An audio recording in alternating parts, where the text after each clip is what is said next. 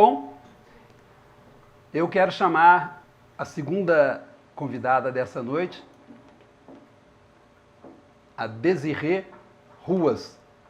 Ela que é jornalista, educadora ambiental, criadora do movimento Consciência e Consumo e ativista da REBRINC, Rede Brasileira Infância e Consumo. A Desirê vai nos falar sobre um tema super importante, não é? Que é o processo de adultização da infância. Né? O que o mercado de publicidade e tudo isso, né, contribui nesse processo, influencia nesse processo. Mas quem vai falar é ela. Desirê, por favor. Vem.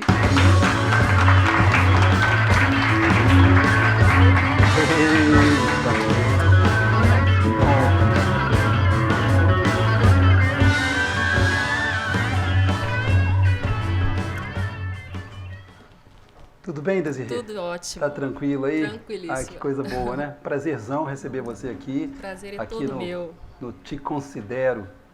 Isso porque te considero muito. São pessoas Então, queridas, né, Flávio? Você está sentindo, assim, trazendo pessoas queridas, né? Pessoas que têm ligação aí com você. Eu acho que pra gente que tá vindo é uma honra e acho que para você também está sendo um barato, né? Uma honra também, uma honra muito grande e um prazer enorme.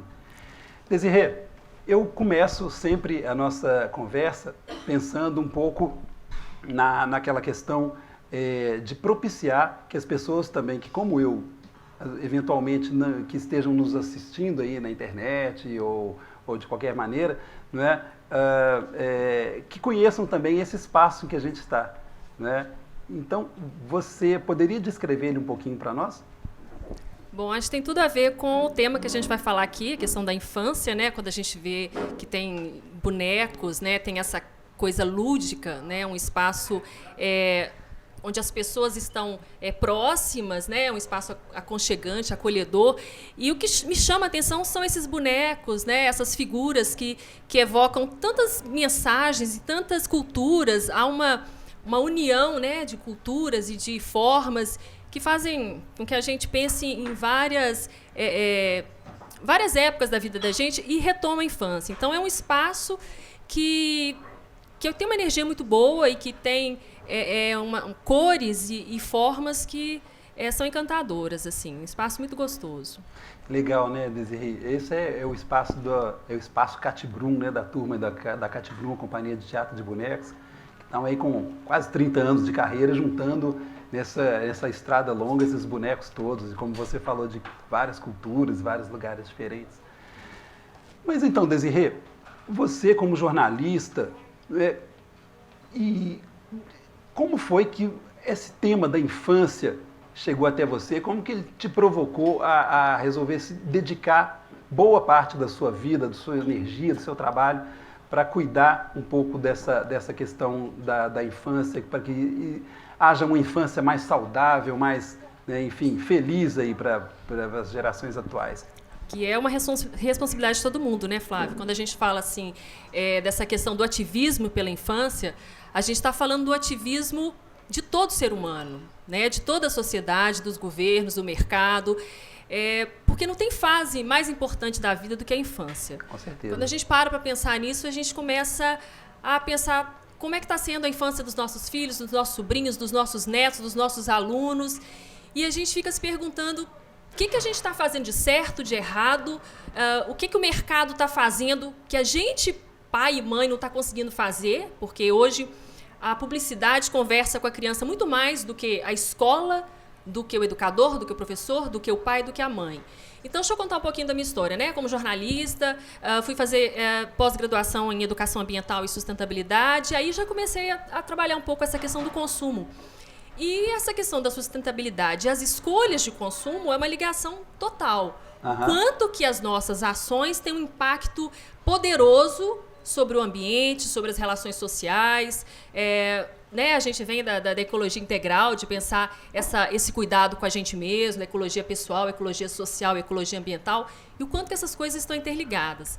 Então, já venho caminhando nessa questão da discussão do consumo desde 2004, e há 3 anos comecei a fazer parte da Rede Brasileira Infância e Consumo, a REBRINC. Ou seja, outras pessoas estavam pensando também, né? É interessante que você foi ao encontro de um grupo também que já vinha pensando nessa questão, né? E a ligação é tão forte assim que a gente começa, né, as reuniões começaram em junho de 2013, né, nós estamos completando 3 anos, né, agora no mês de junho, e a gente, né, começou a ver quantas pessoas já estão trabalhando nessa temática, porque é fundamental essa proteção da infância, e a gente acha assim que proteger a infância é da saúde, educação, abrigo, família, tudo isso é importante, mas quando a gente fala em proteção integral da infância, a gente se preocupa com que tipo de comunicação está chegando para as crianças. Então, assim, a gente vê quanta coisa ruim vem pela televisão, vem pela internet, vem pelo outdoor, vem pela rua, né? Em tudo que a gente passa tem um tipo de comunicação falando para a criança. E tudo isso vai moldando a cabecinha, né? Vai fazendo que a visão de mundo dessa criança seja modificada por interesses comerciais, interesses de conteúdos, de cultura que a gente vê aí que são altamente questionáveis. Então, essa questão de levar a cultura, levar a arte, né? A gente está num espaço que fala aqui de arte, do lúdico. E aí eu retomo essa questão da infância como um período fundamental que a gente tem que ter um olhar muito mais cuidadoso com relação a ele. Sim, sim. E é interessante assim, possibilitar que as crianças encontrem prazer, né, em outras coisas que não sejam necessariamente consumir o tempo todo. Né? Não precisa ter o brinquedo da hora, como diz, não precisa ter... Quer dizer, os jogos, as brincadeiras, eles dependem exatamente. muito mais da criatividade da criança, né? Aquelas brincadeiras antigas. O quanto que esses brinquedos, né, tecnológicos, eletrônicos, eles tiram aquilo que a criança tem de mais precioso, que é a imaginação. E a gente, adulto, a gente permite isso. Isso é muito grave, porque, né, você vai num restaurante, né, aqui nós não temos crianças, né, na plateia, mas você vai num restaurante, as crianças estão sentadas na mesa com os pais no restaurante, cada uma com um quadradinho daqueles, as telinhas, os tablets, os celulares, e o menino fica ali, come tudo, nem vê o que está comendo, nem vê o que está fazendo, nem vê o que está acontecendo. Não há interação com o mundo real. Mas só ali um joguinho. Reproduzem aí também o comportamento dos pais? Os pais estão também errando nesse sentido, porque há uma cópia, mas o adulto ele está num ponto, né, quer dizer, esse trabalho que chega com muita intensidade, hoje com o celular você está trabalhando, 24 horas você está trabalhando, você não tem folga, porque te acham, te mandam um e-mail, te mandam uma mensagem, um WhatsApp, e você está o tempo inteiro trabalhando. Mas a criança não, a gente tem que preservar esse momento mesmo da criança para que a brincadeira... Não estou dizendo que vamos tirar todas as telas, os tablets, mas o quanto que isso não permite que a criança se desenvolva, brinque, né, de uma forma que, quando ela for adulta, vai haver uma carência desse desenvolvimento. As crianças estão com menos coordenação motora, estão com menos visão de mundo, assim, de entender que existe um mundo real e estão achando que o mundo é aquela interação pelas telas. Então, assim, nós adultos realmente nós estamos ensinando algumas coisas que a gente não deveria. Então, esse repensar o nosso comportamento é a chave, que é o exemplo. Você falou aí do consumo. Sim. O quanto que crianças consumistas, elas têm muito a ver com as famílias que estão inseridas. De mães e pais extremamente consumistas, que trocam relações por coisas. E aí, como é que nós vamos esperar que vai ser o futuro dessas crianças? Como serão esses adultos de amanhã nesse contexto? É aquela velha coisa de trocar a falta de tempo por um presente, né? A falta de tempo que eu tenho para você com um presente. Isso acontece muito, né? E uma coisa que eu acho importante a gente falar, que essa semana nós estamos começando a Semana Mundial do Brincar. É uma iniciativa que tem no mundo inteiro, e aqui no Brasil nós temos diversas atividades, que é justamente para isso. A gente está precisando reservar um espaço, um esforço para que as crianças brinquem, porque elas não estão brincando, e isso é muito preocupante. E aí, o que eu queria colocar é o quanto que é importante a gente, né, estando num espaço bacana como esse, pensar o quanto que esses espaços precisam ser pensados e criados para que a infância possa brincar, seja ao ar livre, sejam praças, parques, espaços de cultura, teatro, arte, música, despertar a criança nisso. E o esporte também, né, Flávio? O quanto que há vacinas anticonsumo que a gente chama, que são atividades que a gente faz com que a criança perca um pouco o interesse nas telas, no consumo, para atividades que sejam mais prazerosas. Você falou na questão do prazer aí, que está faltando. Interação, né? Desirê, das crianças umas com as outras, para que elas aprendam a conviver também, não é isso? E a gente fala nas infâncias, né, Flávio? Porque a gente fala o quanto que a gente fala infância, mas há tantas diferenças, né? No próprio Brasil a gente vê uma quantidade de crianças vivendo uma situação financeira muito restrita, em condições que são crianças adultas antes da hora, não só porque elas estão recebendo um conteúdo que não é adequado para elas, mas porque elas estão tendo que, muitas vezes, que trabalhar, que fazer, assumir responsabilidades que não são delas. Então, quando a gente está aqui tentando pensar em temas tão diversificados como esse programa aqui, eu acho importante a gente pensar nisso, nessa responsabilidade do adulto, da sociedade, com essa proteção da infância e do brincar livre, né? Que a gente disciplina muito a criança. A gente lembra da infância da gente, o quanto que era muito mais fácil brincar. A gente tinha a turma do prédio, né? A gente brincava na rua, tinha um monte de brincadeira, queimada, elástico, brincadeiras que exercitavam muito o corpo da gente. E hoje as crianças às vezes não sabem nem o que é isso, né? Não sabem que brincadeira é essa. E aí a gente tem que ensinar brincadeiras super simples. E enquanto que com a tecnologia elas estão assim super à vontade. Você falou num termo que eu achei bem apropriado, bem interessante mesmo, que quando a gente fala assim, as infâncias, não é? Porque quando a gente fala, quando pensar em infância como uma coisa homogênea, é um pouco complicado, né? Porque, como você disse bem, existem crianças de baixa renda, crianças de famílias de alta renda, mas existem também crianças que são criadas numa cultura diferente, em outras culturas, em países diferentes. Como é que é a criança boliviana, como é que é a criança nórdica, enfim, existe alguma coisa que é comum entre elas, mas existe também muita diferença entre todas essas. Então, o interessante é se poder falar em infâncias diferentes, né? Eu acho isso importante, essa diferenciação, né? No mundo, é claro que a gente vai ter culturas tão diferentes aí que fica até difícil a gente falar agora. Mas em termos de Brasil, a gente já vê essas diferenças, até as famílias, né? Cada família tem um formato, né? Tem uma forma. Mas o que eu acho que você falou aí, o que tem de comum? Isso, eu acho que eu queria perguntar. O que tem de comum para a infância? O que seria definível como infância? Eu acho que a questão da infância hoje tem que ser vista como uma questão mais da necessidade dessa proteção integral, dessa questão de ser um ser em desenvolvimento. Ele não é um mini adulto, né? Muitas vezes as crianças são até vestidas como mini adultos, né? A gente vê aí a roupa da mãe igual a roupa da filha, ou roupas que seriam de adulto, ou saltinho, sapato de salto para criança. E muita gente acha que lindo, que bonitinho. A publicidade influencia muito isso também, Quanto que a comunicação, a mídia influencia isso. Então, assim, antes da gente achar bonitinho, a gente pensar o que aquilo está interferindo no desenvolvimento daquela criança, que na verdade é pular etapas. Quando você já está fazendo com que as meninas já estejam assumindo uma posição, até uma roupa de uma menina de 5 anos a mais do que ela já vai estar começando um comportamento diferente também. Então, você está pulando etapas. E pular etapas nunca é bom, né, Flávio? A gente tem que passar devagarzinho por cada etapa, porque esse aprendizado, esse desenvolvimento só vai acontecer se for feito de uma forma muito cuidadosa. Então, o que as crianças têm em comum é de ser esse ser que precisa realmente desse cuidado, dessa orientação, porque eles são ingênuos, né? Você tem filho pequeno, a gente... Né, Desirê? Quanto que a questão do ativismo pela infância, eu só queria voltar nisso.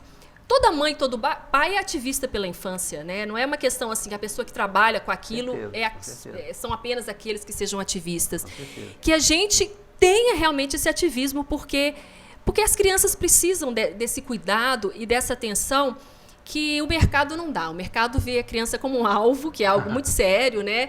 Como que as estratégias comerciais e a publicidade ficam jogando, né, estratégias e armadilhas para abocanhar essas crianças aí.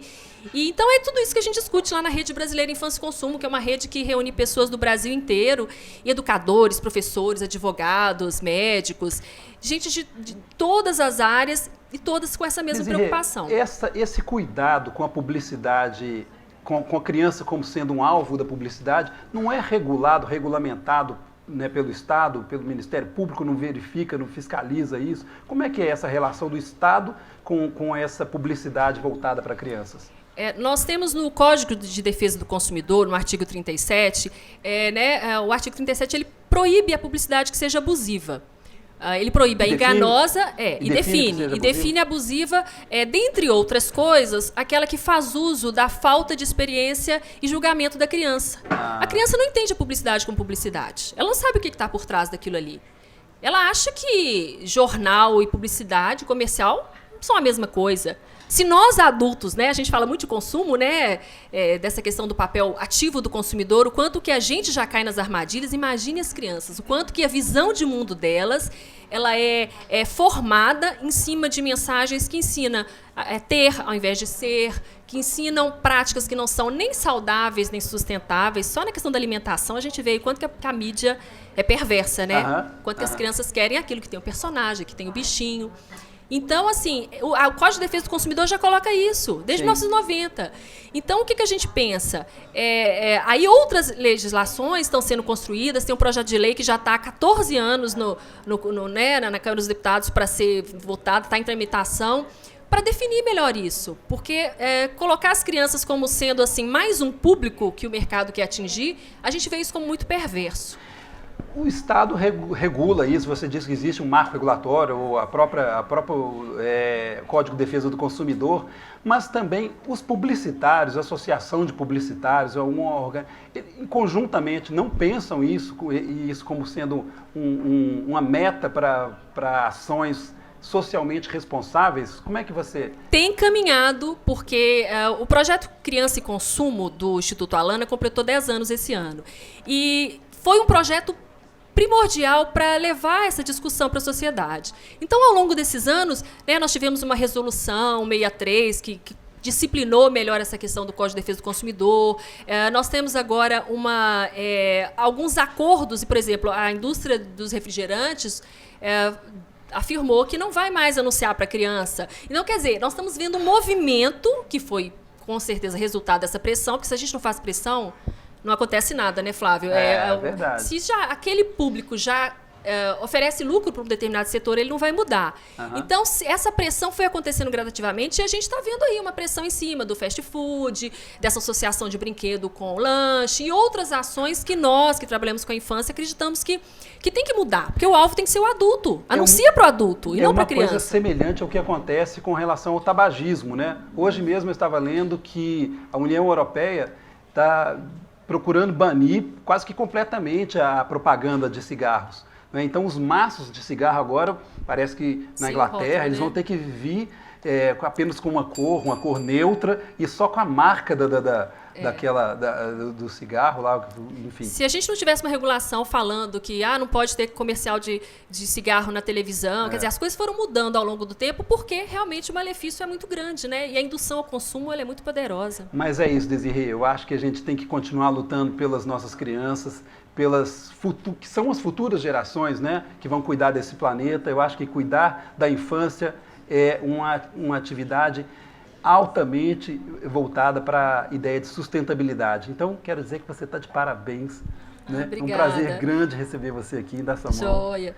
E aí eu convido, né, deixar o site, contato, né, da Rede Brasileira Infância e Consumo, é o www.rebrinque.com.br, e as pessoas que quiserem, né, participar, ajudar nesse debate que tem que ecoar, né, em muitas parcelas da sociedade aí. Obrigadão. É isso aí, garota. Te considero muito.